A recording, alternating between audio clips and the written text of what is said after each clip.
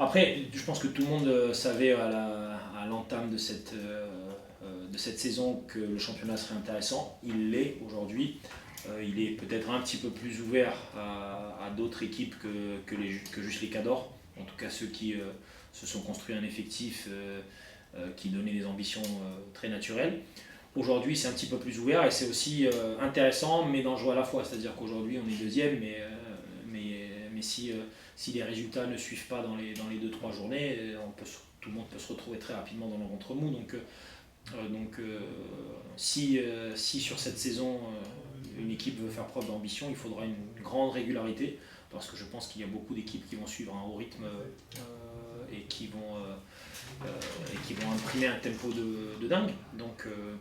Voilà, on s'est préparé nous athlétiquement à suivre ça, en espérant qu'on ne soit pas trop pris par des pépins divers au niveau des suspensions ou des blessures, pour qu'on puisse tenir le rythme. Mais c'est surtout, je pense, au niveau mental qu'il faut qu'on tienne, qu'on soit capable de répéter les efforts et que collectivement, encore une fois, on y va, on aborde chaque match avec de la modestie et une remise à niveau en fait à chaque fois, de remontrer, de rabattre les cartes et d'engager beaucoup d'énergie.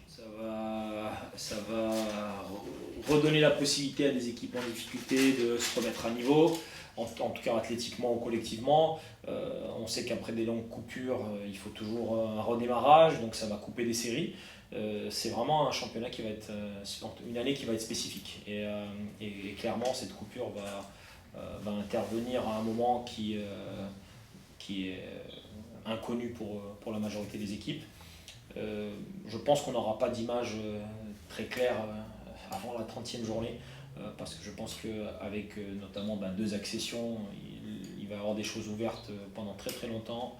Les 4 descentes de l'autre côté, ça va être pareil. Donc je pense que personne ne sera en sécurité ni en position favorable de manière constante. Et c'est tant mieux pour l'intérêt du championnat. On a une pause maintenant en septembre, enfin là à la fin de la semaine, une pause internationale également. Donc il y a plein de petites coupures. Je pense que les équipes qui feront preuve de régularité dans le travail, une constance dans les principes, une constance dans la qualité du travail vont être celles qui vont tenir le mieux cette saison, avec le moins de chamboulements possible, le moins de tension possible également, et puis un sérieux dans ce que les joueurs individuellement aussi vont mettre durant la trêve, notamment Coupe du Monde, parce qu'on dépend également des joueurs et de leur niveau de retour. Il y a plein de petits facteurs qui vont jouer, mais ça sera très délicat et beaucoup de travail pour les staffs.